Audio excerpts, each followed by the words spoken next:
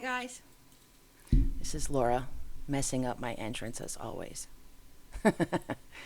And this is stuff I find interesting, but this is a special edition, sort of. I mean, not really more like special. But every once in a while, I like to just chat about art.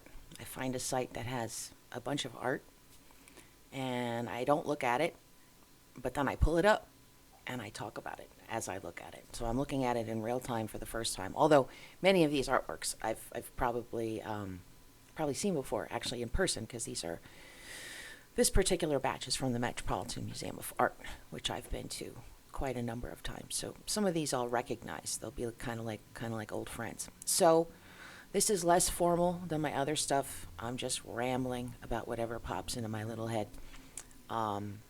So it's not really linear. And there's no defined beginning and end. So it's more like a conversation. Hope everyone is having a good week so far. My Tuesday is amazing. And it's amazing because it's broken up in such a way that I will have some free time that I was not expecting. So that's kind of nice. I like that. Even though I have lots of free time. Anyway, it's not like I'm struggling to find free time.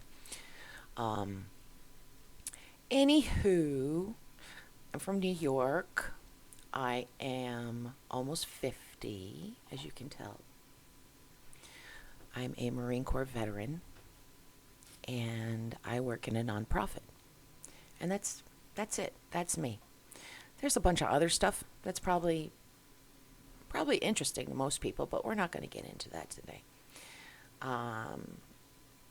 And that's my personal experiences, especially as they pertain to mental health, which is the other thing I'm very passionate about. But I do those live. I just talk about mental health. But today we're talking about art. So what you just heard, what I was just playing, was Cadenza by Polo and Pan with Yucksek, which probably means nothing to you.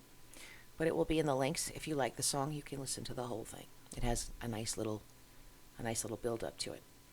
I like Polo and Pan a lot. A lot of their stuff is instrumental, and it's just sort of head bobby, so it's really easy on the ears.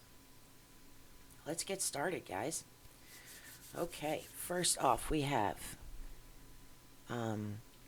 Oh, wait! Before I start, I apologize for this thing. So, the things that were holding it broke, and it's supposed to be suspended for the maximum sound, vibration, whatever. And so I rigged this up, but it looks terrible. So I am going to fix it. But I did put in some light stuff. I made these circles, and I mounted them on my lights so that I have a little bit more reflection of the color that I want, rather than doing a color correction, because I'm lazy. I'd rather make a reflective screen than, yeah. Anyhow, we're going to start with John Leon Garome. And I apologize. I wish I could, pull these up and click through them, but they're pretty generous, this particular site, with the artwork. They're easy on the ads, too. So, Bashi Bazouk by Jean Leon Garome. In the second half of the 19th century, Gérôme was a holdout from the academic style amid the emergence of the Impressionist avant-garde.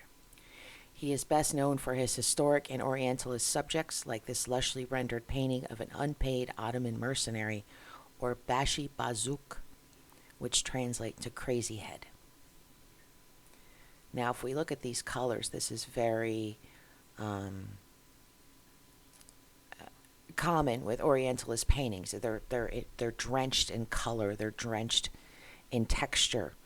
If we look, we can see, his skin, how beautiful it's been painted. We can see the folds of the fabric as he turns and looks behind him. Just a fabulous work. I mean, the mastery to make something like that, and to make it nice to look at, right? Because you could just bam, take a picture and it might not have the same potency as this. So I like Jean-Leon Gérôme a lot. He does. Let me show you what he does. You guys have probably seen him before, but you don't know that you've seen him. His paintings show up a lot in like different things. So I guess that's what he looks like. So if we go to, we don't want any naked bodies. Something like this. He did the carpet cellar, the one where the carpet is hanging down. He did this one. You recognize the vibe, if nothing else, I'm sure. You're like, oh yeah, I've seen stuff like that before. Next up, we have The Toilers of the Sea by Albert Pinkham Ryder. So I've never seen this before, but it feels very bleak to me and tumultuous and like you're heading away from land, not like you're heading to a safe place. So I don't know. Not a fan. Sorry, Mr. Ryder. The Cathedrals of Wall Street, painted in 1939 by Florine Stettheimer. This painting celebrates the New York World's Fair and 150th anniversary of George Washington's inauguration. At the start of World War II, the U.S. economy experienced a bump, a reason behind Stettheimer's over-the-top patriotism. Inserting herself into the party, politicians and financiers, text and image, artist and subject, cavort in a fantastical arrangement. So she put herself in this painting. I'm not sure if she's probably this person right here, which is kind of cool. I wonder what she looked like. Let's see if we can see what she looked like. She looked like she'd be fun, right? I'm not a huge fan of over-the-top patriotism, though.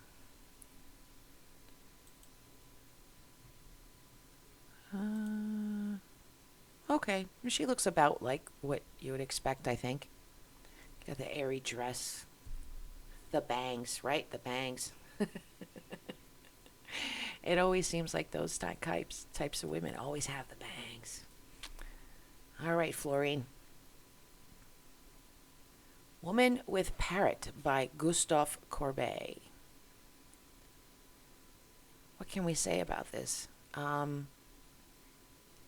Well, this particular painting actually caused a scandal because it was painted in 1866.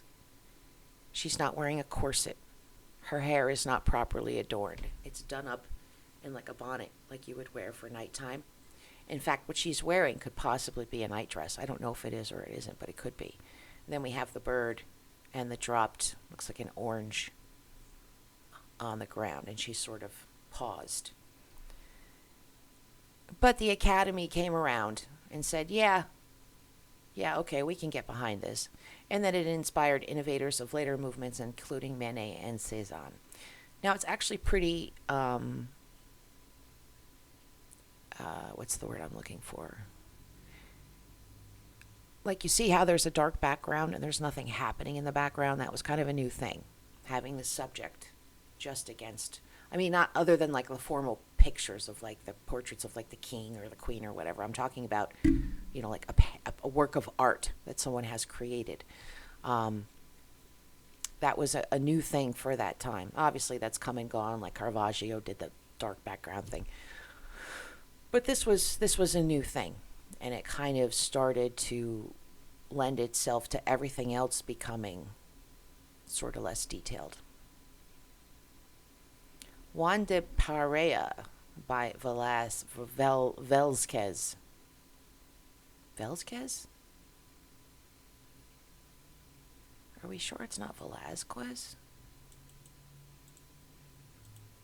Oh, lordy. It is Velázquez. See, look at that. They made a mistake. So, this was Velázquez's slave. Like, he owned this guy. True story. Painted in 1650. But it's unusual because it's a person of color. right? That was unusual for the time.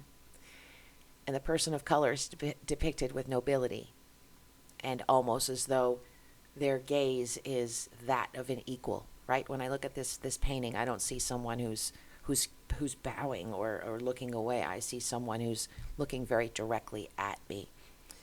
He eventually hit the guy free, but he stayed with him anyway. And it seems as though there's some ambiguity about their relationship. So maybe that's something that would be interesting to look at. I've seen this painting before, but I never really realized the significance behind it, that was like his actual slave. Pandora by Odilon Redon. So we have the mythical woman on the verge of opening her container of evils, a frozen moment of idle before horrors are released. I kind of like the colors. It's very amorphous. This is Venus and Adonis. This was a very popular thing in the 1500s before like the backgrounds got dark and things started getting less realistic. Mythological themes were very popular, especially Greek, like the Greek stuff. And that happens in contemporary times too. Certain things will kind of come and go. And it might just be in fashion, like togas might come back in fashion. Who knows? Okay. So this is Oedipus and the Sphinx by Gustave Moreau. So Moreau was the breakout star of the Salon of 1864 with his interpretation of Oedipus meeting the Sphinx on the road to Delphi. And he kind of used symbolism and kind of got a little crazy with it. Now, this painting is wild. You know what? I should look. Let me find one that I can make bigger, because it's worth looking at. I hate that everything is like shit for sale. Like, I don't want to buy it. I just want to look at it. I guess I've gotten spoiled, right? So we have the Sphinx. She's jumped upon him. It looks like we have a butterfly. I've never noticed that detail before. But we have the snake. Somebody's foot. I don't know. Maybe they're taking a nap. Oh, and then there's hands.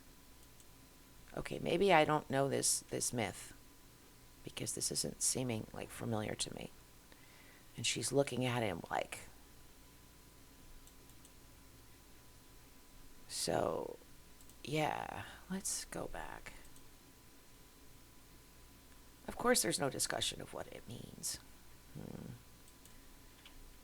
Oedipus and the Sphinx meaning. So Oedipus has to answer a riddle in order to pass, and it was an instant success. It's kind of risky. It could have kind of gone either way, I think, for him. They could have been like, whoa, that's, kind of sexual almost in a way, right? Like the cat's upon him, little paws covering his genitals. I mean, maybe I'm the weirdo for focusing on that. So the riddle was, what walks on 4 feet in the morning, 2 in the afternoon, and 3 at night?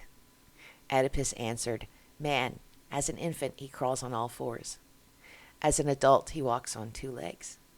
And in his old age, he uses a walking stick. The Sphinx was astounded and inexplicably killed herself by throwing herself into the sea. So I guess she was like, oh my God, he guessed the riddle. And Oedipus won the freedom of the Thebans, the kingdom of that city, and his wife Jocasta, who was later revealed to be his mother. Moving on. The Judgment of Paris, Lucas Cranach the Elder. This is, where I think he was from Denmark. He was an enthusiastic supporter of Martin Luther, blah, blah, blah. I'm not a big fan of that one. We're going to keep it moving. Portrait of the Boy Eutyches. So interestingly, not so much the picture itself, other than it's kind of casual, is that the paint is mixed with beeswax, and it creates a certain radiance. to the painting. And also, this particular painting was painted for the purposes of putting it on top of the corpse of the dead person who's in the painting. So this boy passed away, and this was placed on top of him. Kind of sobering to think about. Pablo Picasso, seated bather. I mean, I really like the colors. The colors really speak to me. I like this thing up here. It's, it's got, even though she's still, there's kind of a lot of movement. The sea's not moving, but you get the feeling like she's thinking. I don't know what else to say about it. I'm not an art critic, by the way. Everything I'm talking about, I learned on my own. I haven't taken any classes. I didn't go to college for it. So anything I'm talking about is just amateur. So the top of the head is supposed to represent a woman's. Okay. Still life with bouquet of tulips, a rose, clover, and cyclamen in a green glass bottle. Ambrosius Boschert. Rare bulbs from different countries and different seasons were used as subjects for Boschert's flower portraits.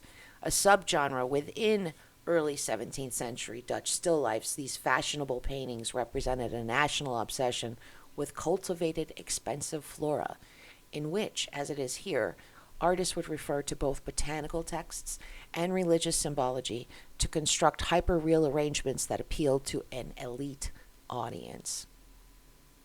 I love the Dutch flower paintings, like, a lot. The color, the richness of the flowers, it's very tactile. The reflection off of the bottle, they're very cool. I don't know that I would hang them up on my wall, though. Maybe like in a hallway. Sometimes I like stuff, but it doesn't mean necessarily that I want to put it up. This is Balthus. And Balthus shows two people that are seemingly doing their own thing, and then we have a couple over here. Now, I'm going to talk about this painting before I look at the description to see if I've got it right. Oh, and look, there's someone falling down. Balthus painted paintings that have sexual tension in them, basically. So here we have a young woman, but she's throwing her cane away, and then there was this guy who was throwing his cane away, but he's fallen down. The couple over there is on a precipice. Then there's this guy that's alone.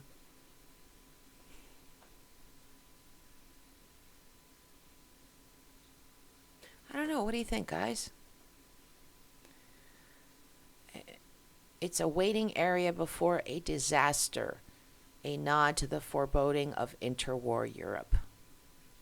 Okay, so there you go. It's about the war.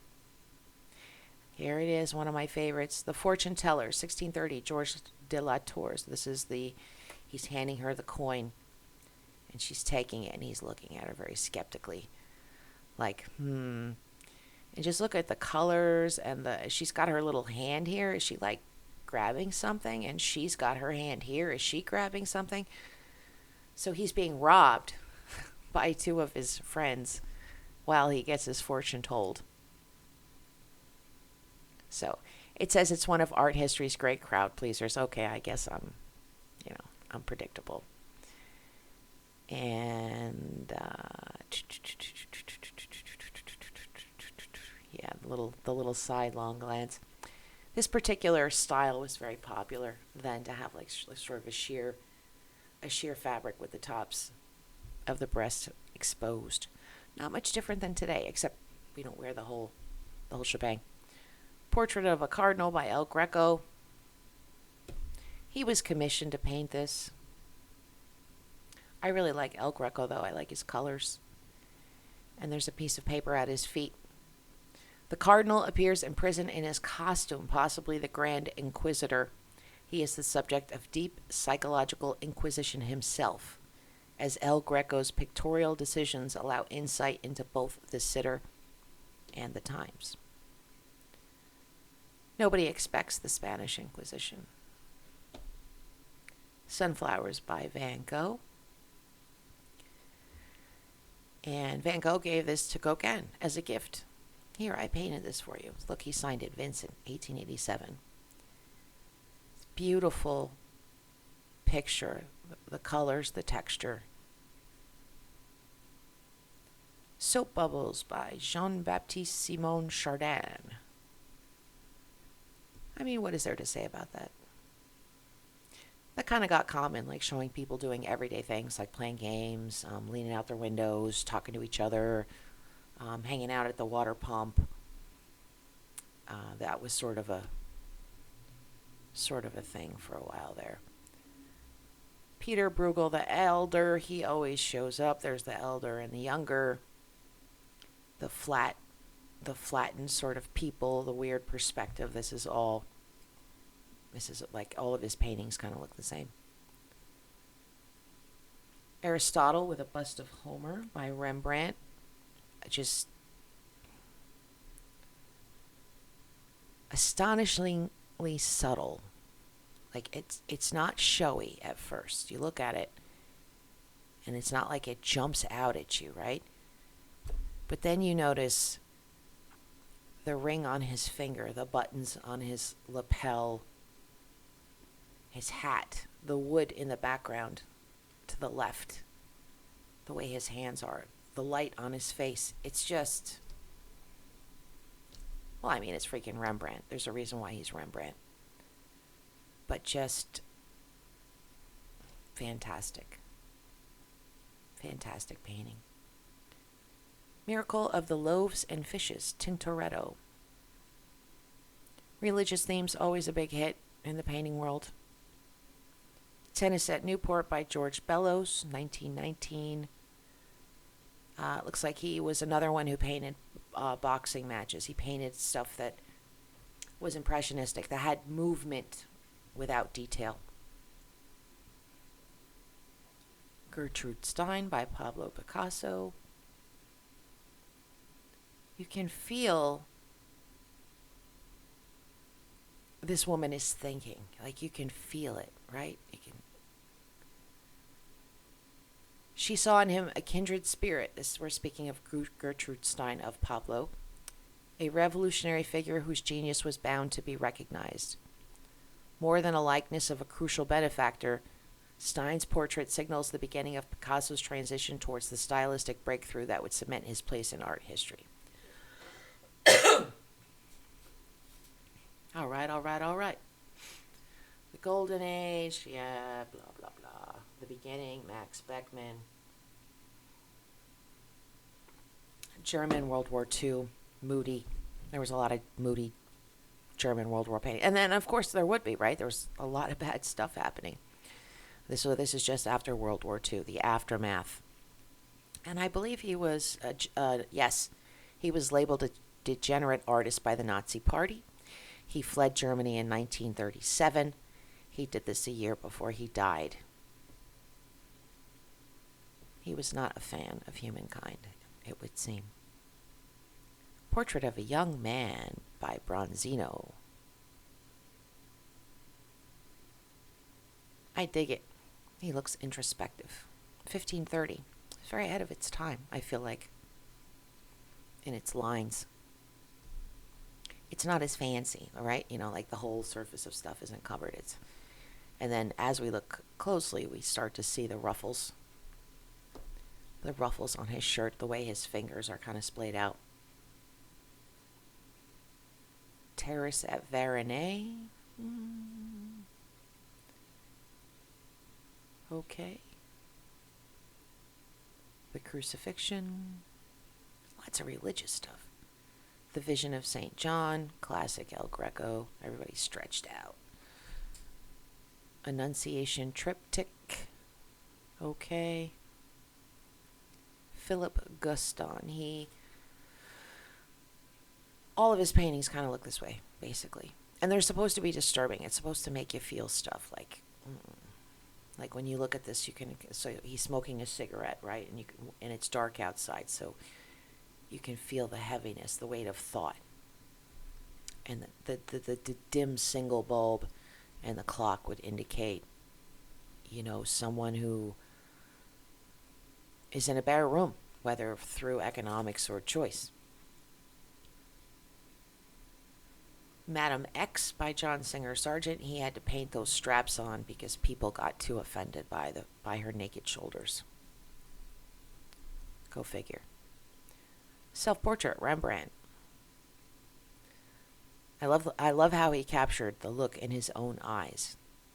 I would not be able to do that unless I went like this, made like a spastic face. I could capture that, I think. Well, that's because it's like a caricature. Caricature.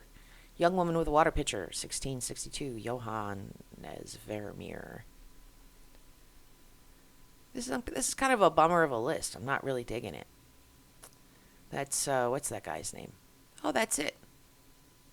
They lied. They didn't have 100. I've been bamboozled, guys. Okay, well, this will be a shorter video. So I hope you enjoy. I know it's a bit perhaps uninteresting to some people to, have me just sort of ramble about art, but some of you might dig it. I know I love talking about art. I get very excited about it. Not so much that batch though. I think next time around we gotta do modern art. I think I would like that a lot. I'm looking for I'm looking for some music to take us out. It's like not gonna get me in trouble. I have no idea how that works. Like you go online and there's people playing music and then like talking about it. Is it because it's a reaction video? I mean, I'm gonna play something and react to it. I'm not gonna play the whole thing. But I don't know. I'm just riffing. So let me put this on. I like this song.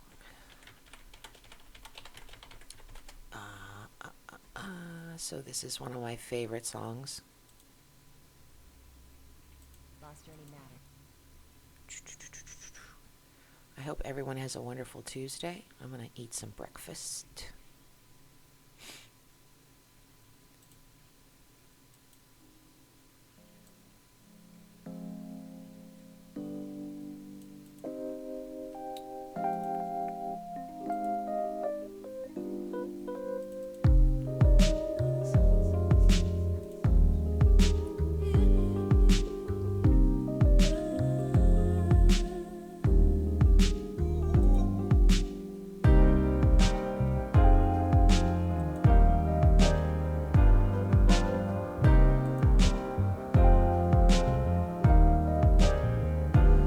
Better list, but I'll find more.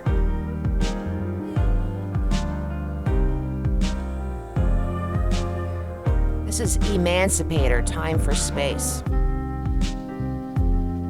It's just a fantastic song.